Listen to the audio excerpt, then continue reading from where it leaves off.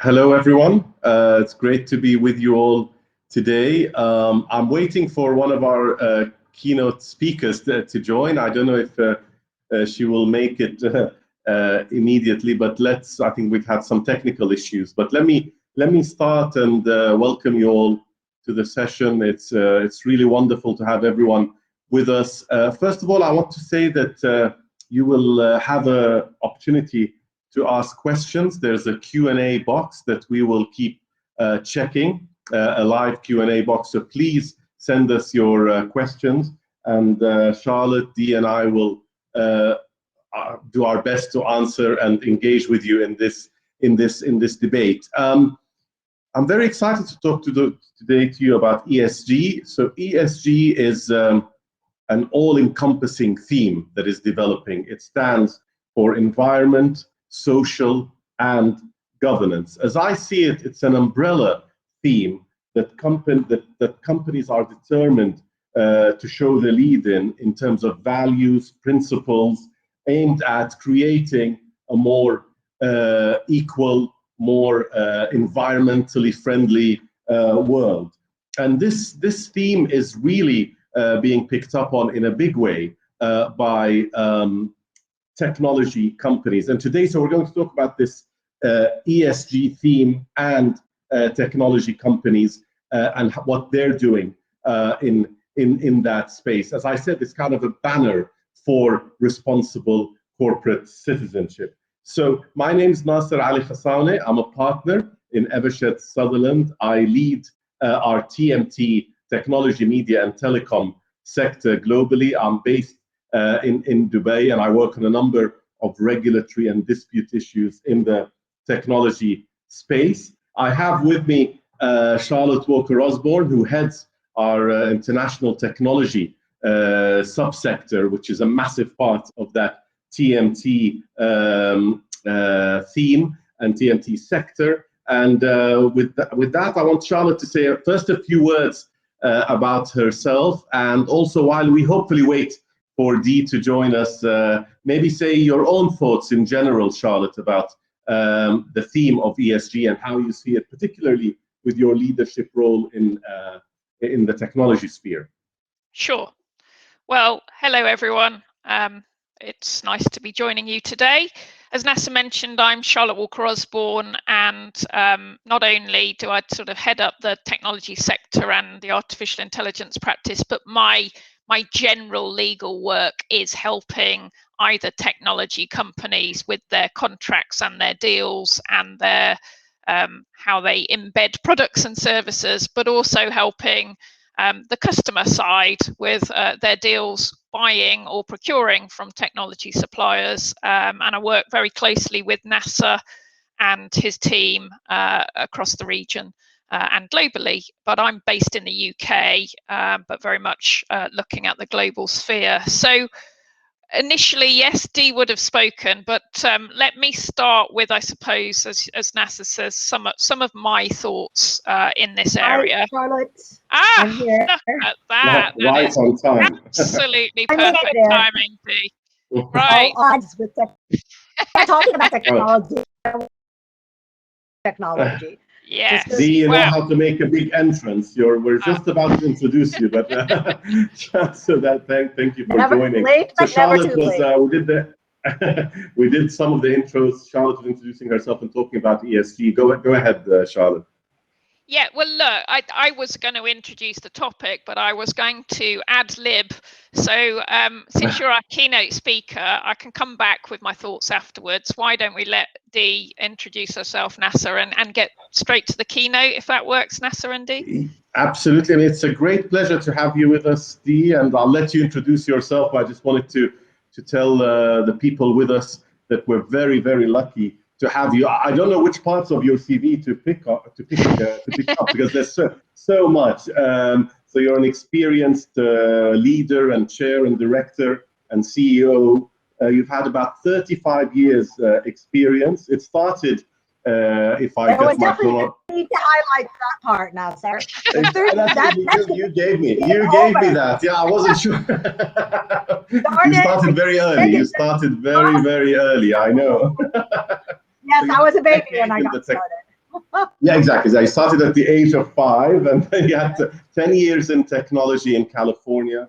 And then you had a really impressive stint in investment banking between London and New York with time in Deutsche Bank, JP Morgan, RBS, and also in ABN AMRO, where you're a senior member, or you were a senior member of the executive management committee and led the executive for establishing and merging and globally scaling the private investor product business across the bank's asset class.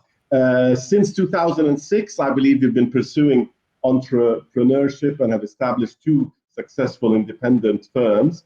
And it was in around 2015 that you started a non-profit organization called Creating Future Us, which is focused on the role of investor stewardship and corporate responsibility in terms of investment and the like. I was very impressed to read that you were selected by the London mayor as one of his business ambassadors. And as I said, the lists of achievements go on and on. It's a real honor to have you with us, Dee. And as Charlotte knows, we've had the same honor in an event a while ago, and I was really, I was really intrigued by the points you made around ESG, with some focus on the technology space. So for this rather large audience we have today, very happy to have everyone here. And I remind everyone that there's a live Q&A section. We'll be checking that later on and trying to answer a lot of your questions. So with that in mind, Dee, if you can take us through the issue and your views on it. Sure. Thank you for that great introduction. Too long. Look, we need to compress me into certainly less than 35 years, but a lot less. I'm sure there are many more accomplished people in the audience today. So I wanted to thank actually the audience, because each one of those wonderful attendees that's giving us their time is valuable. So thanks for joining.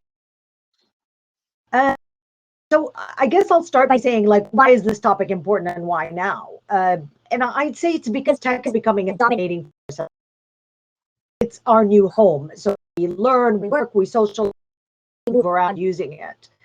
And that's now raising new realities that had probably not been anticipated when tech first got started. All we saw was all the opportunities that tech presented, but not necessarily some of the unintended consequences that are kind of emerging now, impacting a range of stakeholders.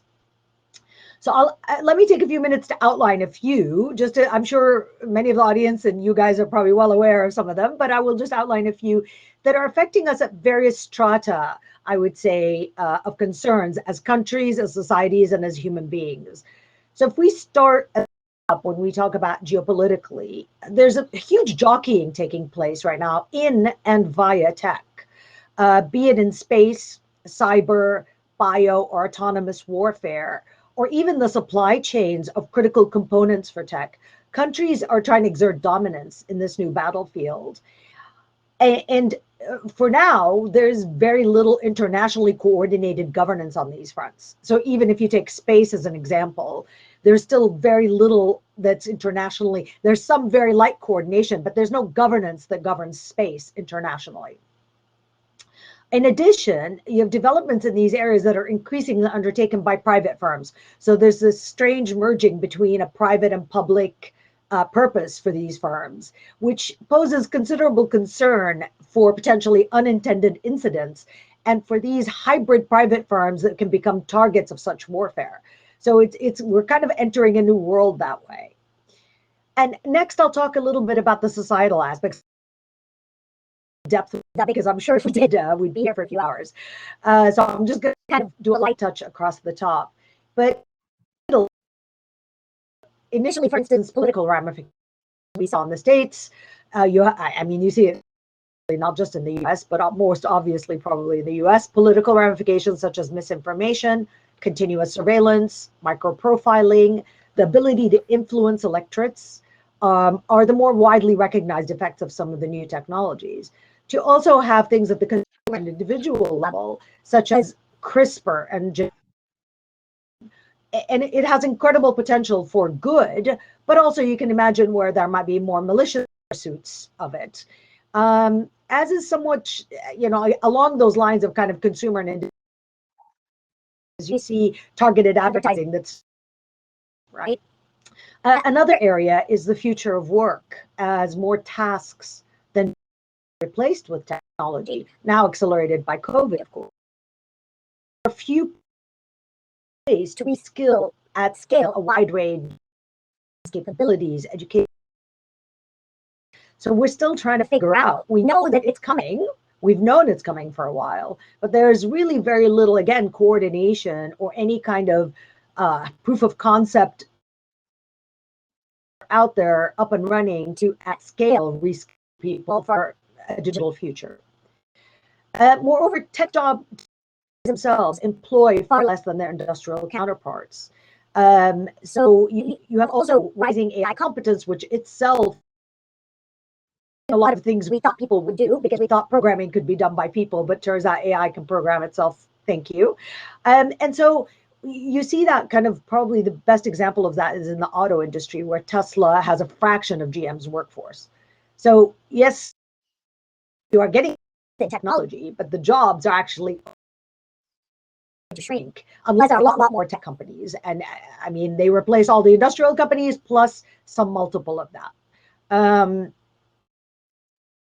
Then last but not least, the spoils of technology's advancement are not society, and tech intangibles balance sheets tend to pay minimal taxes.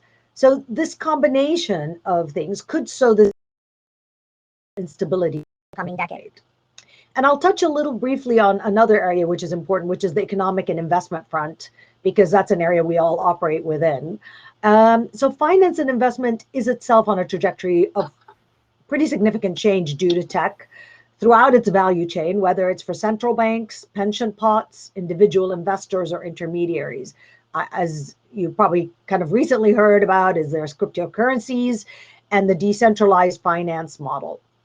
So beyond that, there's competition in the innovation area within this economics banner is an area under immense scrutiny at the moment. And there's a whole redefinition of what antitrust and is and how competition plays a role within that.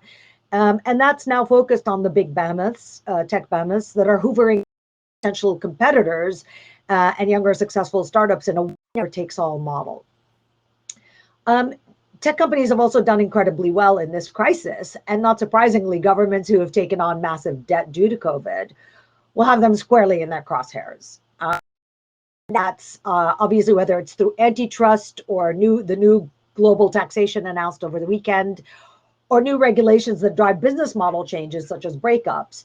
Imminent redistribution is coming to tech on a multi-partisan, multi-country front. And that changes where also value is found within tech, as it's being reallocated by big megatrends, such as fragmentation, weighted intangibles, and resource trade-offs. So basically, this new post-industrial world order is emerging, even as government, societies, and businesses are trying to both direct and find their way through it. So those concerned with sustainable societies and their infrastructures and a safe and prosperous future need to keep an eye on tech impacts to ensure both as orderly a transition as possible and a sustainable outcome that provides a healthy ecosystem for all to thrive. There's room for a range of stakeholders to opine and influence developments resulting from innovation, not least the legal system, who I think, constitutes a lot of our listeners today, and its practitioners. A whole new legal system is emerging to address the digital age, as can be seen from the recent legal challenges on antitrust and employment fronts. At Creating Future Us, we're particularly focused on the governance of tech companies and their investors' stewardship activities. So how do they engage with companies' investors, and how do they direct their boards? We consider all companies to be tech companies, ultimately, as every company undertakes digital transformation. So governance and stewardship are key levers for influencing the direction of technology, as investors and their boards can shepherd companies towards responsible innovation. These two areas provide signaling from the top and can set not only the guiding strategy of the firms, but key policies and standards, be it in private companies. So issues like the rights of minority shareholders, board selection boards, and in the leadership suite, political contributions and lobbying activities are areas among many that require oversight to ensure that all stakeholders are considered and companies make prudent decisions for longer term outcomes. Self-governance, which is what we've been relying on to date, we feel is the least painful alternative for companies compared to knee-jerk regulations after the public and politicians feel that tech companies have too much overreach. So we advocate very heavily for self-governance, and we are working with investors and boards to basically bring about this concept of responsible governance. Beyond these here and now measures, we've also identified that governance structures built for an industrial age are looking somewhat ossified in a digital one. So the whole construct of how we govern needs to adapt to a real-time age where assets are primarily intangible, holders have voices, and there's radical. What we've done to date is very much a leftover of the industrial age. So this new digital age requires much more agile governance that acts as a propeller for businesses and adds real value rather than act as a flag. In fact, ESG, a term that's kind of used almost as a proxy for ethics these days, is in its current form is a digital age construct and is being challenged by the emerging issues.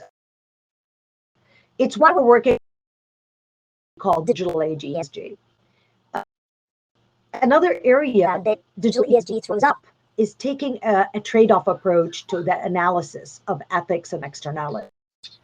For instance, in the tech space, many of the large giants have impeccable environmental aspirations and have put a hefty down payment on them. Yet their societal externalities in terms of misinformation, algorithmic biases, and others can be in some instances quite hefty.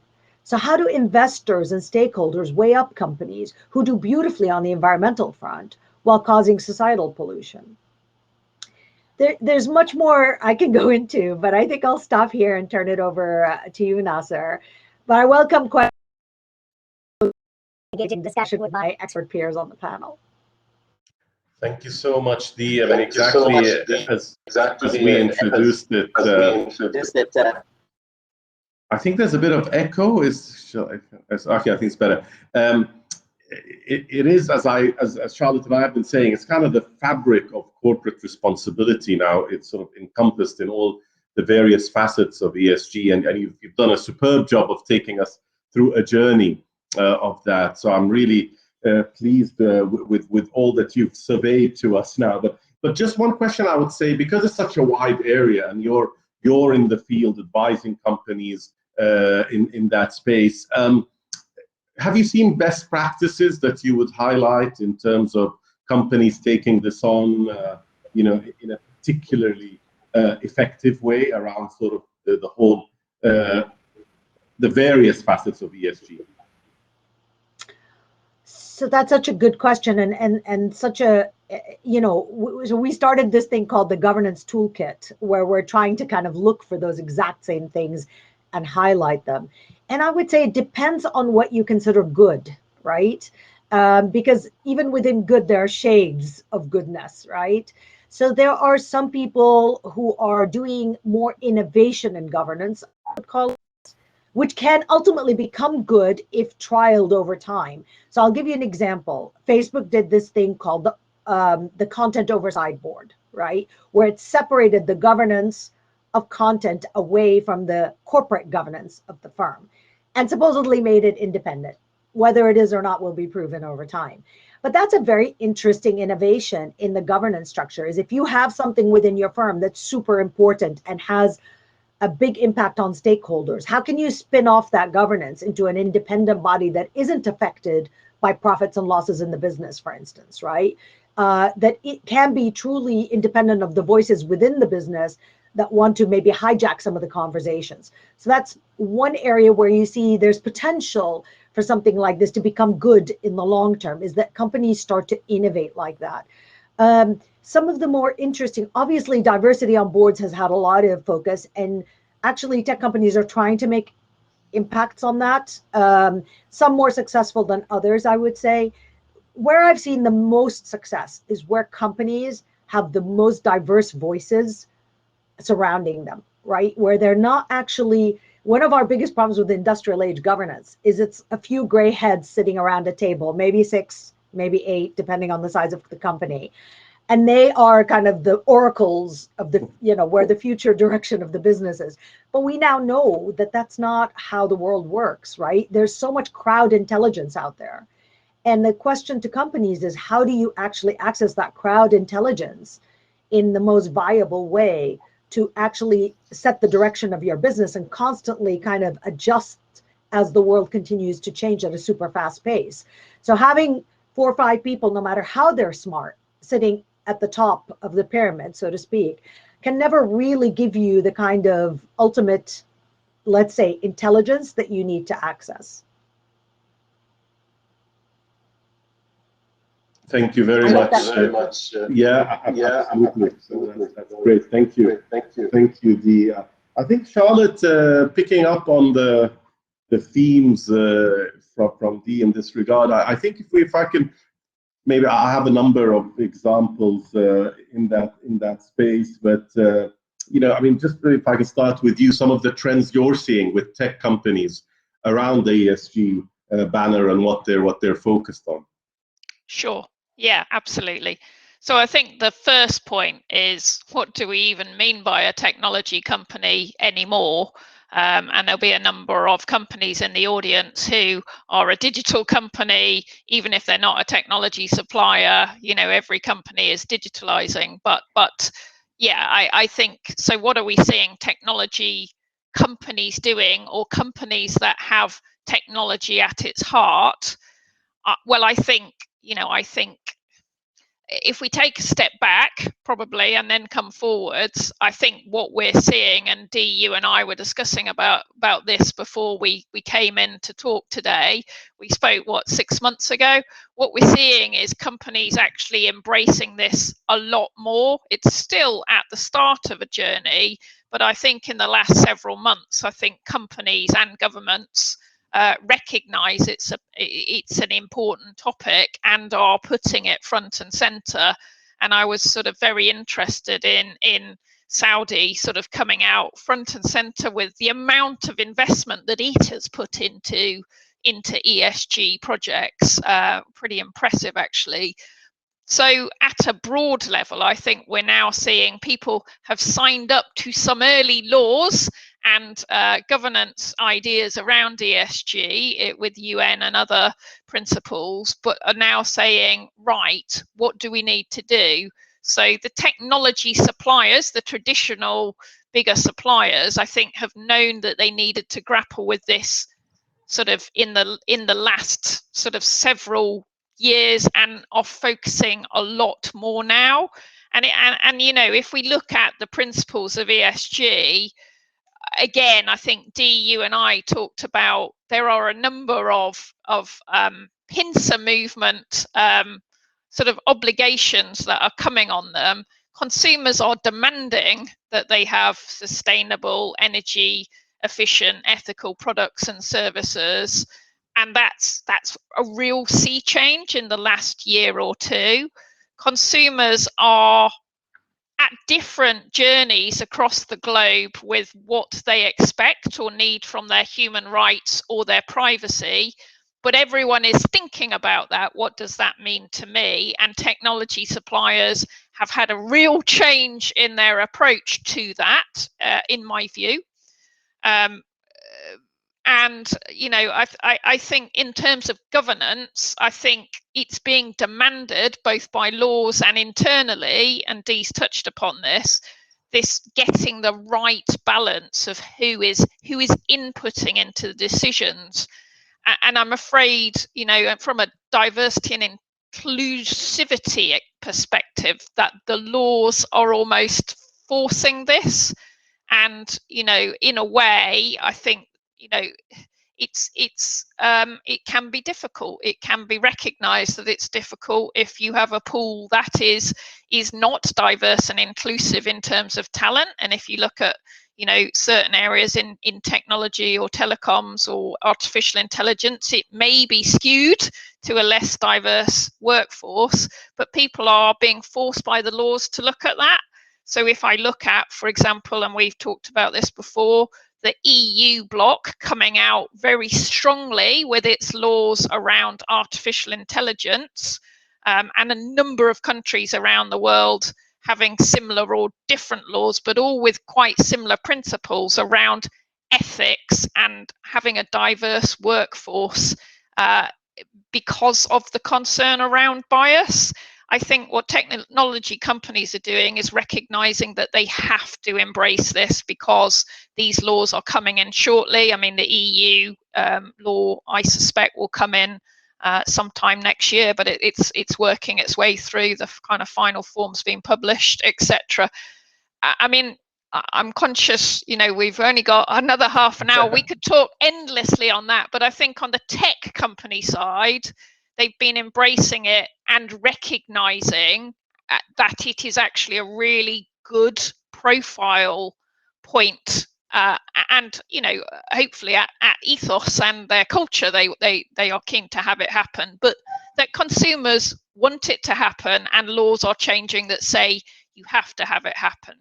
And then on the other technology companies who are embedding it, we'll probably come back to, but they are very much taking a similar view and embracing very much the governance side that Dee is talking about, because the laws are so wide-ranging actually that it's almost the best practice isn't there now, but everyone is crowdsourcing what is the best practice. And Nessa, what about sort of observations from your side? Yeah, I mean, you've covered a lot, Charlotte. I mean, we're seeing, essentially technology companies are seeing this as an opportunity, to lead from the front, as you said. So there's many examples, and it's tough to sort of highlight some companies because so many of them are doing this. But I was impressed by a pledge that Microsoft made to remove all carbon from the environment that it emitted since 1975, and I think its CEO said he wanted to achieve that goal by 2050 and to start being carbon negative by 2030.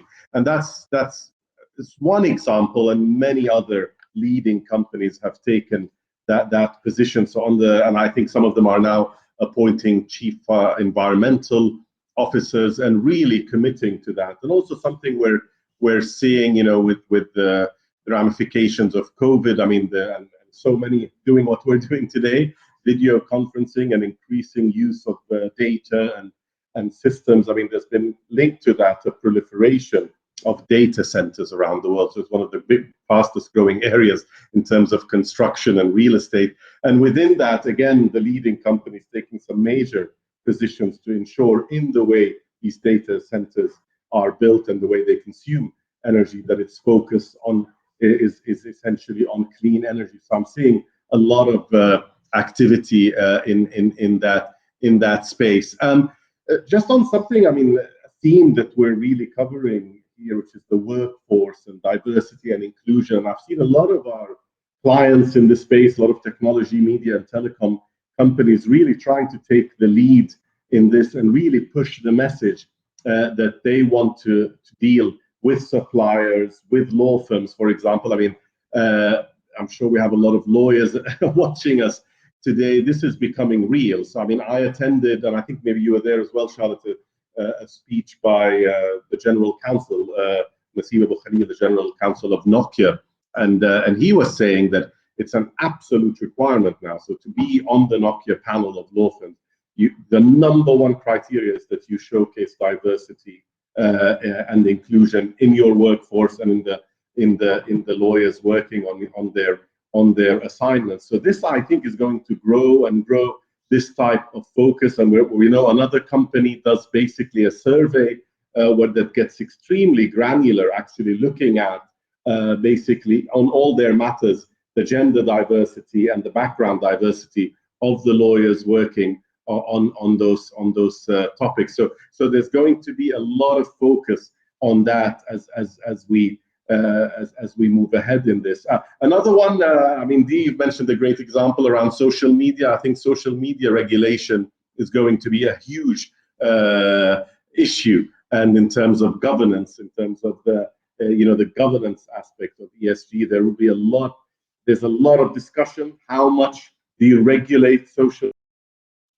How much do you leave it for them to self-monitor, to basically apply their own strict standards in terms of taking out content that encourages violence or encourages obscenity, etc. So there's a big debate around that across the world. And for our for our audience here, I was thinking sort of some law firms attending this. Some of them will be big law firms and small law firms, or big in-house teams, or smaller ones. I think these issues present an opportunity for your company to take the lead, to send the message in the market that it wants to lead on ESG. And for law firms, again, some may find this a bit theoretical, etc. But this is coming. This is coming because clients, whether in Saudi, whether in the UAE, whether in the States, across the world, are beginning to really push and demand that. And talking of law and sort of the various aspects of this, Charlotte being a transactional commercial lawyer, I know you work on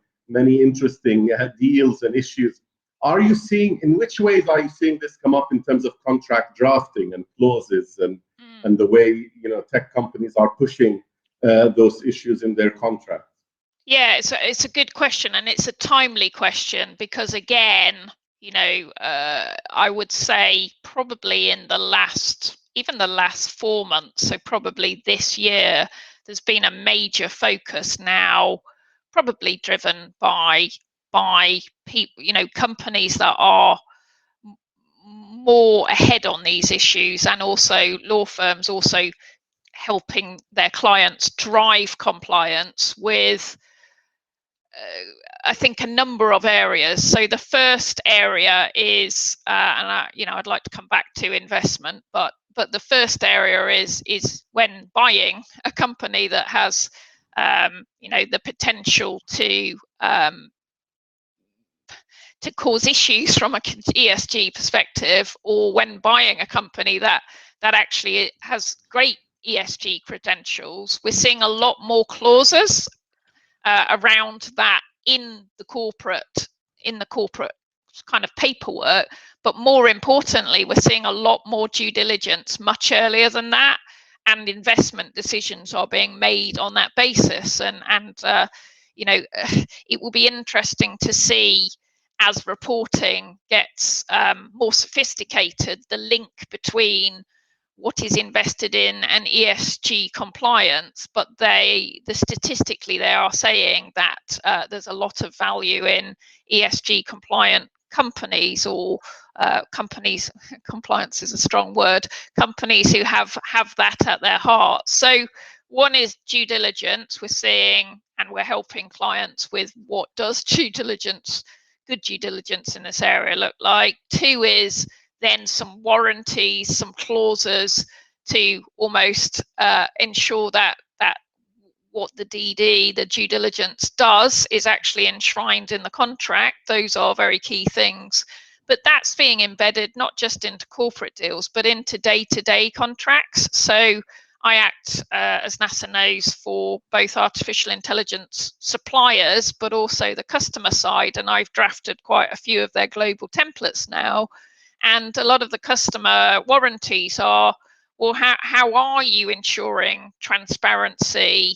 How are you ensuring that it is sustainable? How are you ensuring energy efficiency? And there are warranties around that because there are legal obligations, often in the EU law, but in other laws as well, and in general principles around the world, OECD principles on AI, etc., around these areas. So they're going into the contracts. And then in the supplier side, they are also looking at those things. And we haven't even touched then on, a big part of ESG, and I know a big area that Dee, you're passionate about, but also NASA, you and I look at together, is sort of the privacy side and the human rights side, because they're both called out pretty specifically now in ESG. I think it used to be thought of more as human rights, but I think privacy is a lot more at the heart now. And therefore, you know, what are we seeing in contracts? We're not just seeing the usual, and it depends, you know, on where your deals are and what the laws are that impact, whether they've got extraterritorial reach around privacy, etc. But we're seeing a lot of global or local deals saying, how are you going to use the data? And particularly, and again, you know, AI takes it to the harder degree on privacy. If you need to be transparent about that use, and some of that may even teach itself, how are you going to be transparent? So not only is it coming into the contracts, it's a lot more actually of our legal discussions about, well, how does this happen in practice, so that parties can rule it out and say, no, that's fine, or they can rule it in and say they have to deal with it. And privacy, you know, I would say that just on the privacy side, I think what we do know is that data, you know, data isn't the new oil, but data is absolutely the heart of digital. And data here can be both good and difficult from an ESG perspective. And I think clients are grappling with that. So, you know, AI is my favorite example of saying a lot of AI, you know, is being used for good to create healthcare solutions. You know, it helped identify COVID-19 as quickly as others were from news sources. It's helping with how we might deal with food shortages. But, you know, it can take, and supercomputers can take a pull of a lot of energy.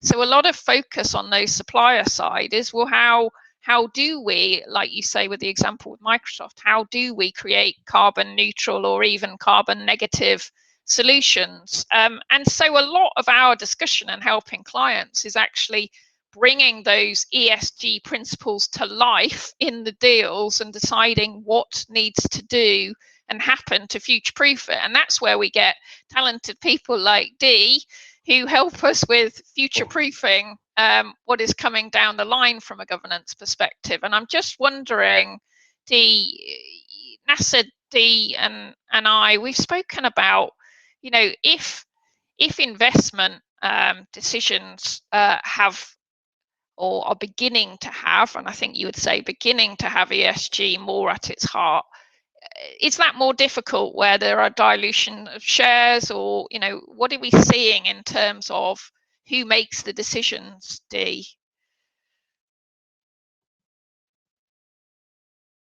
I think you're on. So many great points. Yeah. Am I on? Points, Nasser. I'm kind of thinking them all through, but quick things. One is, we've just initiated an investor forum, bringing investors to talk about this idea of ESG, of tech impact specifically within the framework. And I think what you're going to start seeing is, because as the managers then let their, you know, investee companies know that they care about this, then the investee companies start, when they do M&A activities or as they actually go ahead with their business model, they're going to have to report up to those investors. And there's a whole value chain of investors, asset owners, like the big sovereign wealth funds, the big pension funds, the life insurance companies. There's a level of investment managers from either private venture capitalists to, you know, big asset managers who buy in the public sphere. And we're bringing that whole layer together, those two layers together, to try to basically start to have a rational conversation as to what are the right standards, what are the right practices, what are, you know, and hopefully that will, you know, obviously the whole purpose of it is to influence ultimately that companies do think through exactly what you're saying. I wish all companies were doing what some of the companies you're working with are doing, is that they are truly taking time to be thoughtful about unintended consequences of their technology. There's a huge opportunity for them in this space. I think a lot of companies there's the leadership space is open right now, and anybody can grab the leader position on so many different topics. So I think it's great. But coming back to answer your question, your original question, Charlotte, I think, you know, again, in the private sphere, the answer is different than in the public markets, right? By the time companies get to public markets, their governance structure is somewhat hardened. And if there is a dual class structure for founders, for instance, like some of the largest firms have, you know, you have Snap, Zuckerberg with Facebook, you have it at Google, those dual class structures basically give the founder a multiple share voting power, basically, of the regular share, right, that investors own. And that gives them a really overweight decision-making, basically, vis-a-vis the other investors. And that does skew the ability of investors to therefore influence the company. They can signal, for sure, and that signal has power, but the ability to actually come in and vote, they're overridden in their voting power by the founder. And so we're working actually with a business in the US right now that's trying to work with founders to try to actually bring them on board. But again, you can think that if the markets will show up and buy the IPO of a company with a dual class share, nonetheless, it sends an even bigger signal to the founder that it's okay to do that. And we had recently, as you know, Charlotte, in the UK, Deliveroo had a very difficult IPO. And part of that was the objection to the dual class structure that the founder had. And that's very much a European-centric viewpoint, because in the US, they were scratching their head going, this would never happen here in the NASDAQ, right? And so, you know, different investors, different geographic contexts, and different cultures tend to reward differently this kind of asymmetry of power in the board, you could say. So there's a lot there to unpack in terms of governance and the right governance structures. I saw there was a question about technology governance and bureaucracy and how you can reconcile the quality, you know, the quality of service you get. And does bureaucracy end up kind of, does governance bring on, I think the implication is, does governance bring on additional bureaucracy? And the question is how you implement governance, really, because bureaucracy comes from implementation. Governance is a set of principles, ultimately. So the board is the one that sets that up. And then the executive team goes out there and executes, similar to kind of what the legal system does. And then regulators go interpret, right? And then companies execute the regulators' you know, directives. And so you have various levels at which the interpretation happens. And you can, and I can be you can use technology to get rid of some of the bureaucracy. You can create an agile structure that actually principles and is adjusting them and giving lots of feedback loops in there that actually get rid of some of the bureaucracy, if anything, not add to the bureaucracy. And I think one of the good things about this question, and it's a very good question, is, you know, how do we start to like not add more, but actually substitute? Because again, as we kind of go away from an industrial age, the last thing we need is more layers of the digital age on top of the industrial age, right? That would just create a mess and a lot of legacy stuff that you'd have to kind of unpack later when there's a blow up somewhere, right? Something doesn't work right. We all know that from computers where we band-aid stuff. So I think the idea is, how do we actually take this moment as we build back better? It's our favorite new phrase, is to really think about rebuilding from scratch without some of these legacy systems and rethinking how we substitute rather than add on.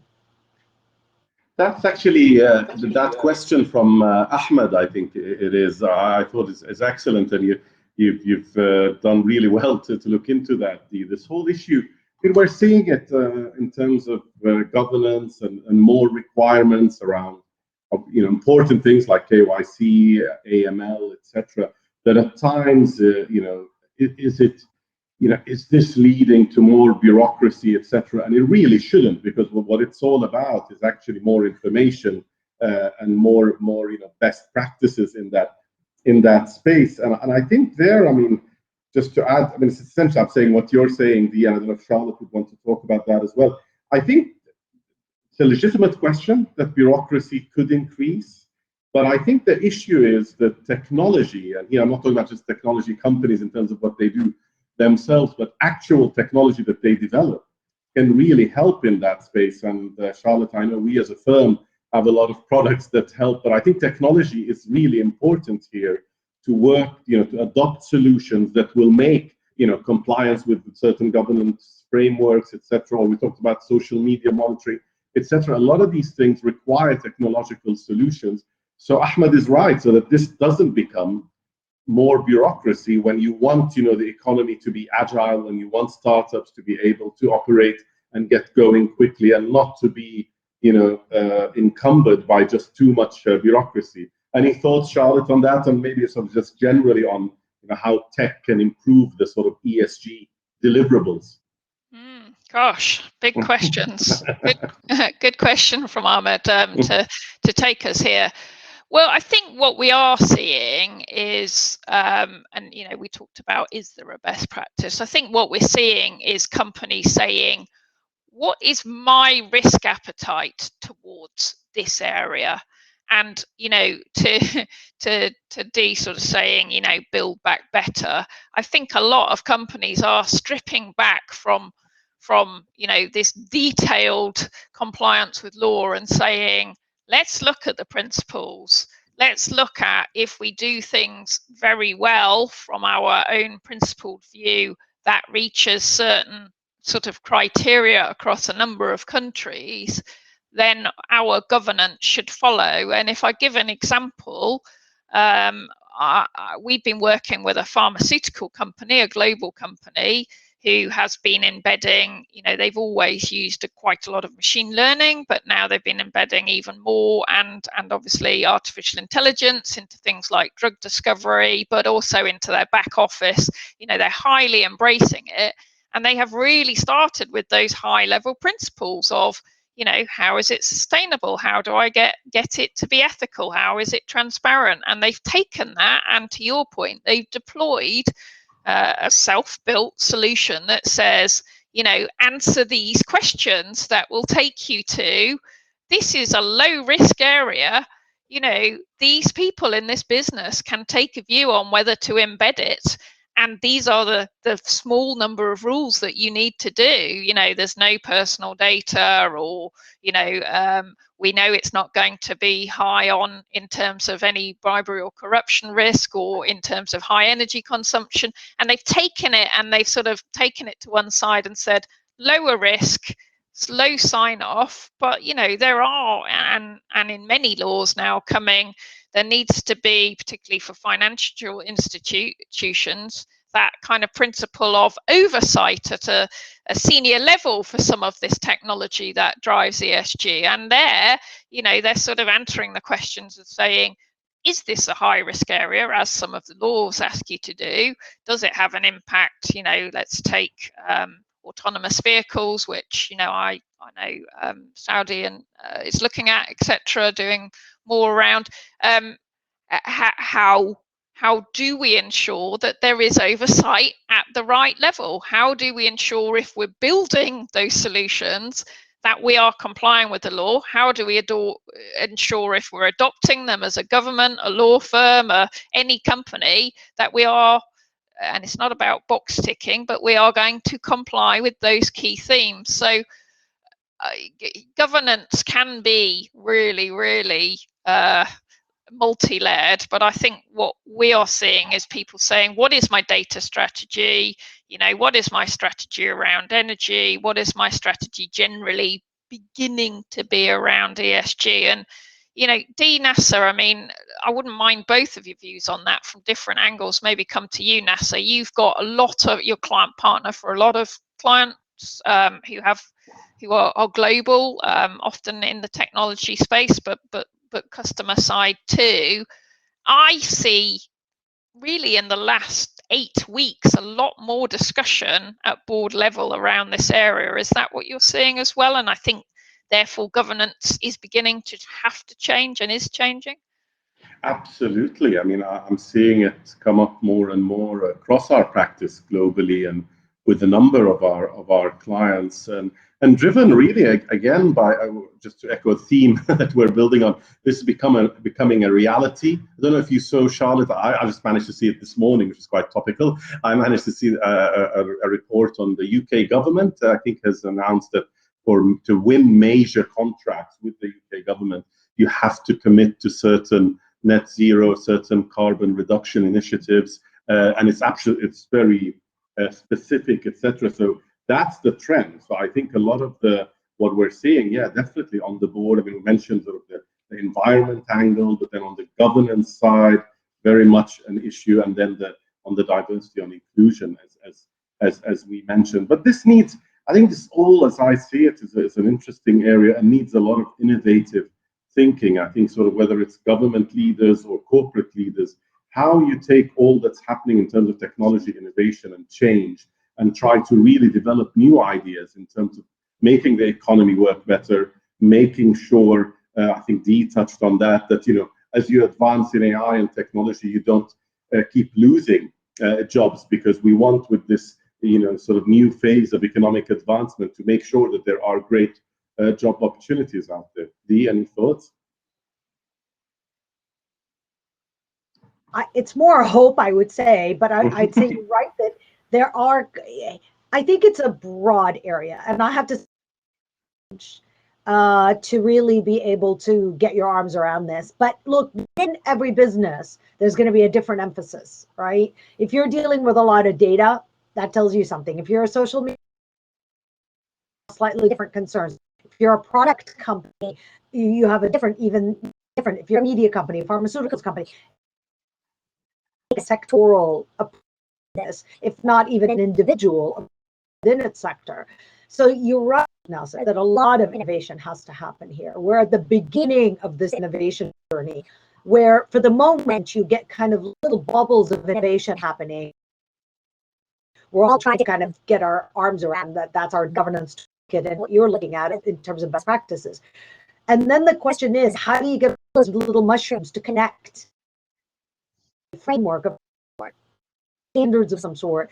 People can then get guidance from, right? They can say, all right, I'm in this industry doing this, what's the, right? Or I've been doing something completely different over there. And that's the hope here. The hope is that we can unify all these little mushrooms into, and then we start to really become useful to people in a sense that people know where to go. They know, then they for themselves. Nobody can interpret for anybody how you execute within your own business, but at least you're blank page, because that's very costly. It takes a lot of distraction time for the team to sit there and reinvent that. The larger companies have the resources to do that. There are a ton of small companies out there that really don't have the resources to do that. So the solution really is to get to a framework of some sort, and be able to share that framework. We did it with PRI. I don't know if everybody here knows what PRI is, but it's a principle of responsible investing, and that was applied to the environment. But we need something like that almost for tech and societal and governance, which is kind of missing. Hoping to do it. That's what we're working. That's why we're getting the investors together. But ultimately, it's still at the early stages at the moment. Well, this brings me to what may be our last question. It's one of my favorites, that one. So, it's a very topical one. Yasser is asking, will artificial intelligence replace lawyers in the future? So that's a very important question for me and Charlotte in particular. But I'll start and then let Charlotte, so there are two lawyers, speak to that. And then Dee, maybe you'll probably disagree with us because you're less self-interested. But from my side, I've dealt with this sort of question in various discussions essentially around the world. It's fascinating, really. I do a lot of arbitration work, and there's a lot of debate, will arbitrators be replaced by robots, for example, and issues like that. I'm of a firm view that if we're talking replacement, that won't happen. I think there just needs to be a realignment and a readjustment of the legal profession. And I think the issue is, first, lawyers generally, I mean, lawyers watching this and lawyers across the world need to adjust in terms of their learning, in terms of the areas that they cover. For example, I mean, Charlotte, you talked about data being the new oil. I mean, my view is at this stage, I mean, given the, prevalence of data and how important it is as an area of law, I mean, in Saudi and across the region, actually, many efforts to, make legislative changes around data. So that's very topical. So I think it's no longer really a choice for a lawyer whether or not he or she wants to know about data law. I think that's a requirement. So I think lawyers need to, in a way, adjust their knowledge and learn about new things. And then I think the key really is to make use of technology. Again, talking of disputes, we worked once, for example, I always tell that story about a client, and it's a long story, but essentially where, something would have taken hundreds and hundreds of hours of lawyer time to sort of analyze a huge, collection of documents, I think 200,000 documents. And then we used a technology solution that got us the answers we wanted in a particular way in a matter of seconds. Now that, of course, saved a lot of time. That meant a lot of lawyer time wasn't spent. But what that allowed us to do is actually get the lawyers to do what they're really paid for, the high-level analysis, looking at the tough legal issues instead of the certain, let's say, routine work that the machine can do. So I think it's really about realignment and adjustment and making sure we upgrade our knowledge of laws in the technology space in particular, but also make use of technology. So I don't think AI will replace lawyers. I'm hoping it will make us better. Charlotte? You have, Charlotte, about a minute and a half, and then one last minute for Dee to wrap up. So just on that one. Yeah. Replace, no. Lessen the amount of lawyers. 10, 20 years from now, I suspect a lot. They say, whether it's lawyers or not, they say that artificial intelligence cannot do some of the emotional intelligence at the level that humans can. With things like the laws around facial recognition to see if that will be allowed. So I think there's a conflict at the moment between, well, what will AI and robotics be able to do, that actually the law may actually be a barrier. So, I think I love to negotiate for a living. If you like Star Wars, I've been called a Jedi in the way I negotiate and make people think it's their idea. But that comes down to emotional intelligence. Can we replace that? It depends on what we allow around the laws, B, camera recognition, and C, how far we allow AI to teach itself. So there's some really interesting points. But what is key is this is, as Dee says, about reskilling. There are a number of fantastic opportunities, particularly for people younger than me. I've only been in it nearly 25 years, Dee, but I'm catching you up. There are a great number of opportunities for lawyers to be doing much more high quality work and much more rigorous analysis rather than looking at very simple stuff. And what I say, I write AI contracts, so I'm going to be okay. 5 seconds, Charlotte. Well, I was going to say I'm going to be okay. I write the contracts so for AI, but no, I think yeah, just and if you're in-house, this we haven't even talked about the fact that there are enormous amounts of business skills and actually in private practice that cannot be replicated in the same way. So I think we're okay. Yes, and yes or no, Dee, would your next session be with 2 robots instead of Charlotte and me? How do you see that happening? Just like 30 seconds and then we wrap up. Not half as much fun. Look, I think, again, it's segmentation, right? Where you're seeing, so tasks are definitely getting replaced within the legal profession by software. Let's not call it AI yet, but some of it is, some of it isn't. Document searches are not necessarily AI, but they're still software that does, and so my concern, actually, funny enough, is for entry-level lawyers, because I feel like a lot of those entry-level roles that brought you guys to where you are at your greatness, you had the time to learn while being productive for a firm in a certain function, right? So they taught you in return. it's going to close in 20 seconds. So I just wanted to thank you for anyway, an amazing. I think we're going to have to find new ways to train young lawyers to make them as wonderful as you guys are, because those entry-level roles are going to be taken over by automation. Great, so we have to think last words. I think 5 seconds just to thank all the attendees in their big numbers. Thank you all, and thank you for this amazing panel. Thank you. Thanks, Steve. Thank Thanks, you. Nessa.